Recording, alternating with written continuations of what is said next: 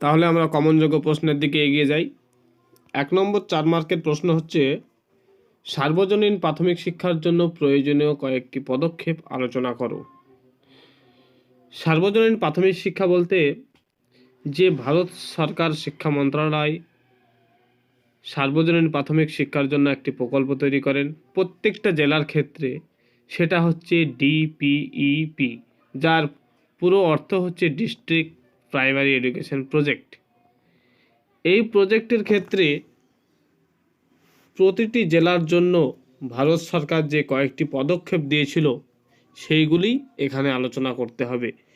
যেমন এই রকম পদক্ষেপ, সেগুলি হলো অর্থ বরাদ্দ কত ছিল এই সার্বজনীন প্রাথমিক শিক্ষার প্রয়োজনের জন্য, গ্রামীণ শিক্ষায় যে একটি কমিটি তৈরি করতে হয় তার শুরু শেষ এবং কমিটির মেম্বার, এই বিষয়গুলো লিখতে হবে। আইনগতভাবে এই কমিশনের কতটা যথার্থতা বা কোন ধারায় কি বলা হয়েছিল, তাছাড়া এর প্রয়োজনীয় পদক্ষেপ যেমন সেতু পাঠ্যক্রম, সকলের জন্য সমান সুযোগ, উপযুক্ত বিদ্যালয় কাঠামো, গ্রাম অঞ্চলে বিদ্যালয় বৃদ্ধি, মেয়েদের জন্য পৃথক বিদ্যালয়, ধারাবাহিক মূল্যায়ন পদ্ধতি, বিধিমুক্ত শিক্ষার প্রসার, মিড ডে মিলের ব্যবস্থা, পাসফেল প্রথা তুলে দেওয়া, এইগুলি হচ্ছে সার্বজনীন প্রাথমিক শিক্ষার প্রয়োজনীয় পদক্ষেপ। তাহলে 4 মার্কের যদি কোশ্চেন আসে, তাহলে 5 থেকে 6টা যদি আমরা পয়েন্ট লিখতে পারি বা পদক্ষেপ লিখতে পারি, তাহলে পুরো নম্বরটা পেয়ে যাব। এবার এগিয়ে যাই আমরা পরের 2 নম্বর প্রশ্ন। শিক্ষার একটি উদ্দেশ্য হলো একত্রে বসবাসের জন্য শিক্ষা। কিভাবে শিক্ষার দ্বারা উদ্দেশ্য পূরণ সম্ভব? এই যে একত্রে বসবাস,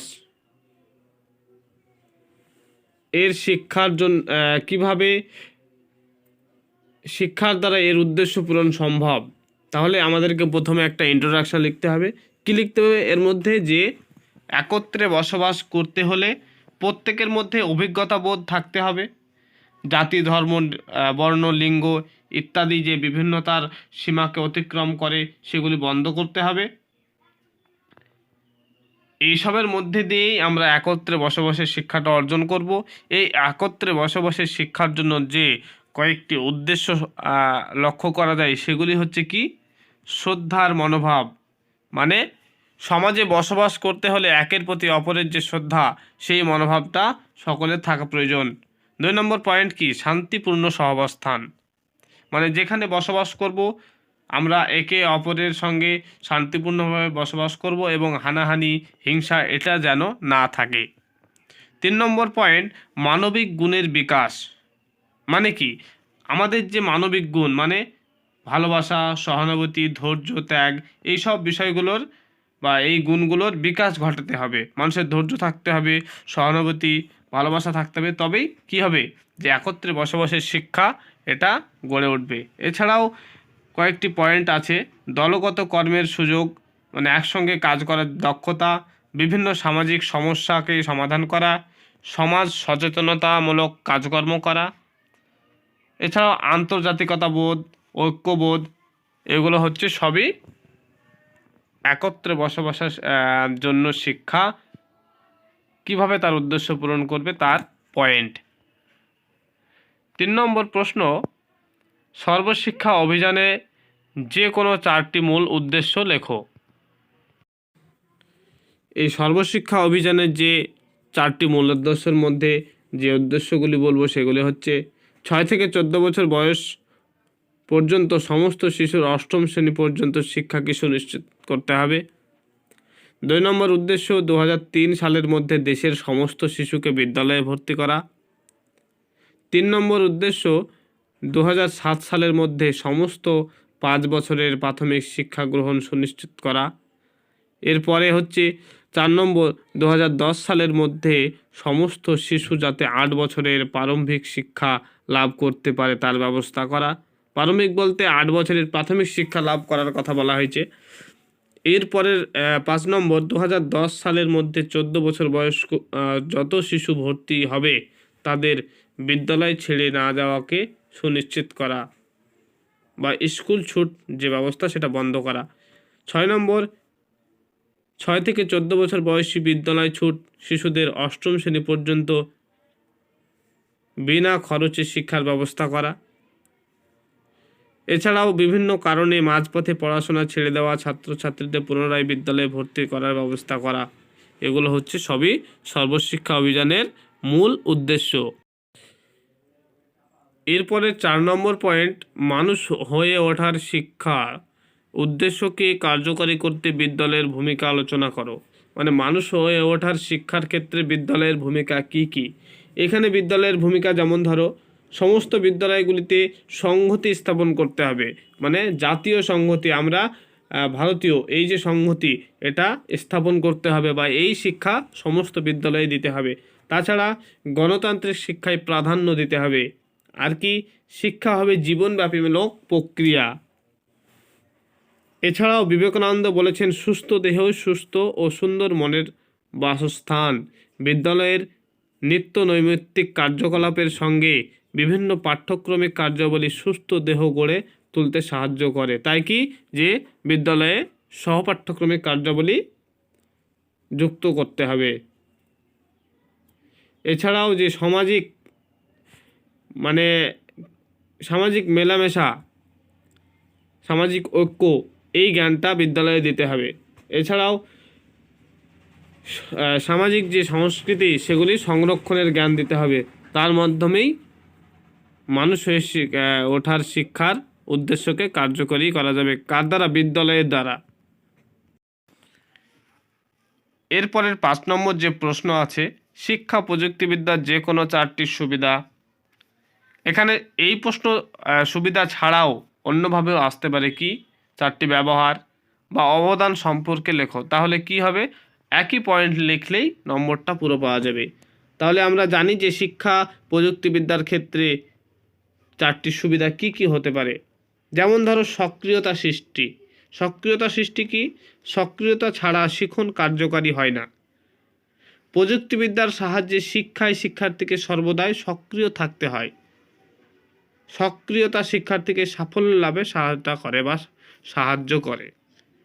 এখানে মেন বিষয় হচ্ছে যে শিক্ষা প্রযুক্তিবিদ্যা শিক্ষার্থীকে সবসময় সক্রিয় করে রাখে। 2 নম্বর কি? ব্যক্তি স্বাতন্ত্র্য ভিত্তিক শিক্ষাদান। এর আরেকটি সুবিধা হচ্ছে কি? ব্যক্তি স্বাতন্ত্র্য ভিত্তিক শিক্ষাদান। সাধারণ পাঠদানের ক্ষেত্রে অনেক সময় ব্যক্তি স্বাতন্ত্র্য ভিত্তিক শিক্ষাদান সম্ভব হয় না, কিন্তু প্রযুক্তিবিদ্যার সাহায্যে ব্যক্তি স্বাতন্ত্র্য ভিত্তিক শিক্ষাদান সম্ভব। এই যে ব্যক্তি স্বাতন্ত্র্য ভিত্তিক শিক্ষা, এর সাহায্যে কি হয়? শিক্ষার্থীর নিজ নিজ মানসিক ক্ষমতা বিকাশ ঘটে। এরপরের যে পয়েন্ট, সে হচ্ছে প্রেরণার সঞ্চার করা। প্রযুক্তিবিদ্যার মাধ্যমে শিক্ষার্থীর প্রেরণার সঞ্চার করে বা প্রেরণা বৃদ্ধি করে। কোনো কাজকে আগ্রহীভাবে সেটা করতে পারে। এরপরে পয়েন্ট হচ্ছে অনুশীলনের সুযোগ। শিক্ষা প্রযুক্তির মাধ্যমে শিক্ষার্থী অনুশীলনের সুযোগ পায়। কিভাবে? প্রযুক্তিবিদ্যা তথা কম্পিউটারের মাধ্যমে শিক্ষার্থীরা অনুশীলনের সুযোগ পায়।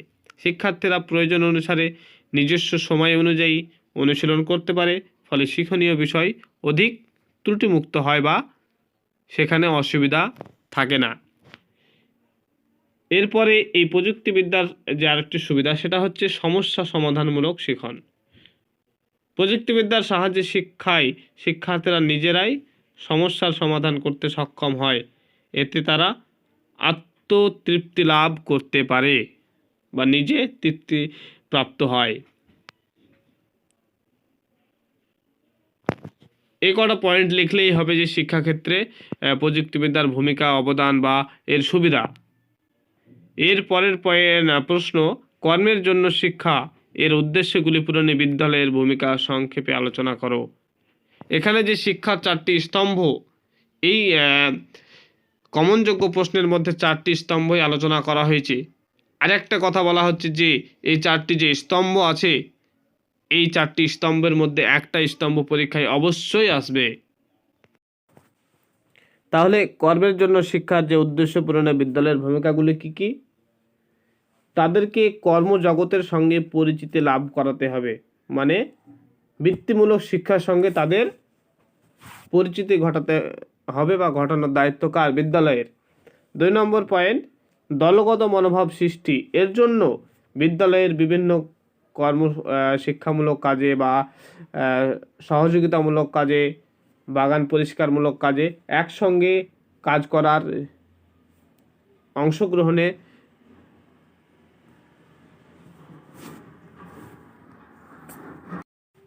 সুযোগ দিতে হবে।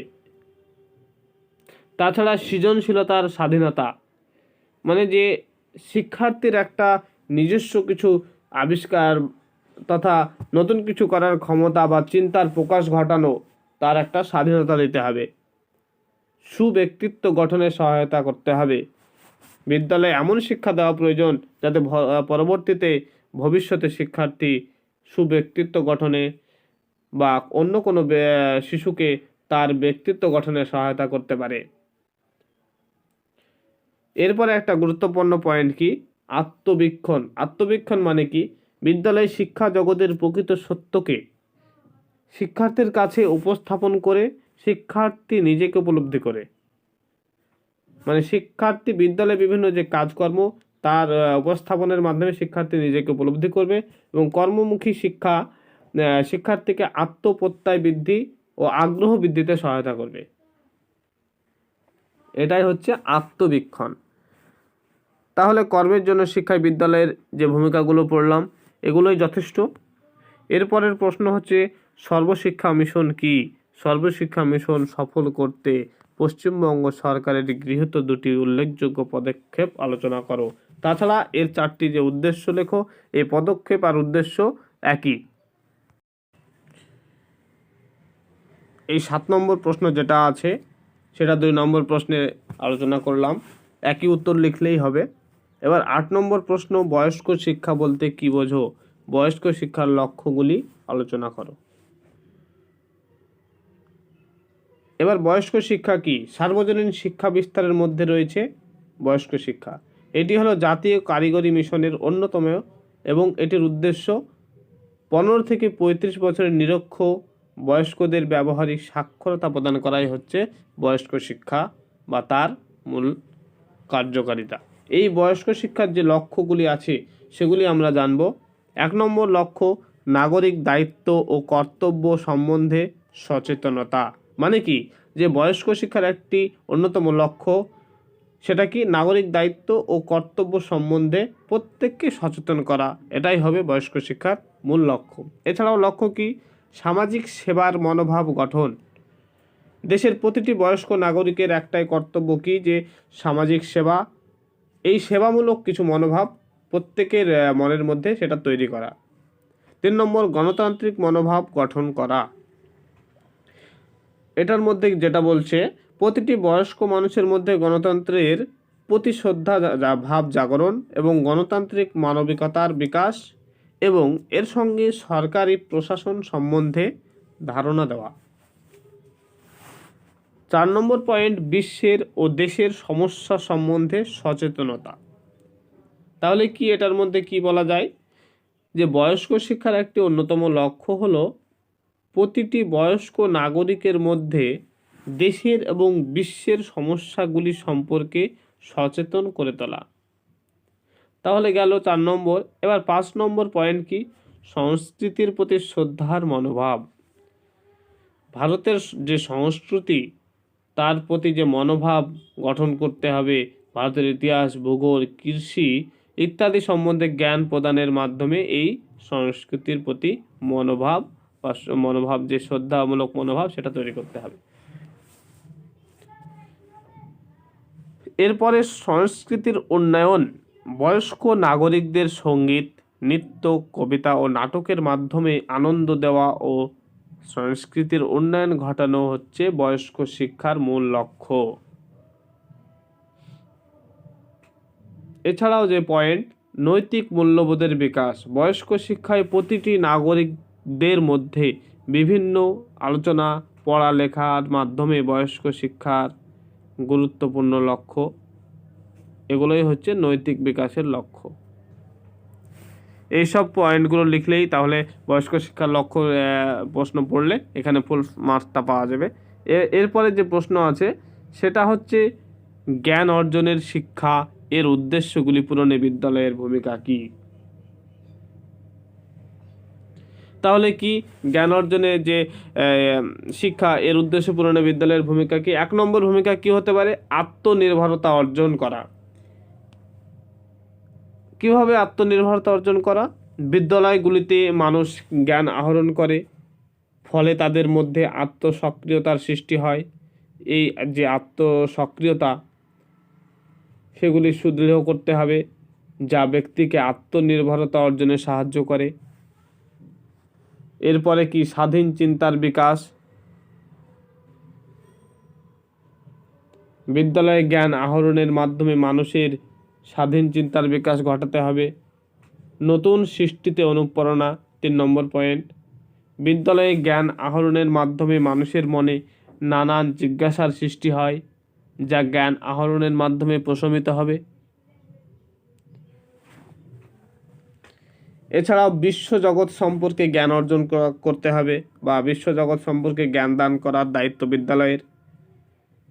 একটা মনের যে শক্তি জ্ঞান অর্জনের, সেটা বৃদ্ধি করাতে হবে। এই ক্ষেত্রে বিদ্যালয়ের ভূমিকা অত্যন্ত গুরুত্বপূর্ণ। শিক্ষার্থীকে আনন্দ দান করতে হবে, তার জন্য সহপাঠ্যক্রমিক কার্যাবলী রাখতে হবে পাঠ্যক্রমের মধ্যে। এছাড়াও জ্ঞানের সঞ্চালন করতে হবে, যে ভালো ভালো কিছু জ্ঞান, মনীষীদের জ্ঞান, এই জ্ঞানগুলো শিক্ষার্থীদের সামনে তুলে ধরতে হবে। তাহলে আশা করি ভিডিওটা অবশ্যই ভালো লেগেছে। এই রকম অল্প প্রশ্নের মধ্যে কমনযোগ্য প্রশ্ন পেতে অবশ্যই ভিডিওটি সাবস্ক্রাইব করে নেবে, এবং তোমাদের প্রয়োজনীয় কোনো ভিডিও যদি দরকার হয় তবে অবশ্যই কমেন্টে লিখে বলবে যে এই ভিডিওটা দরকার।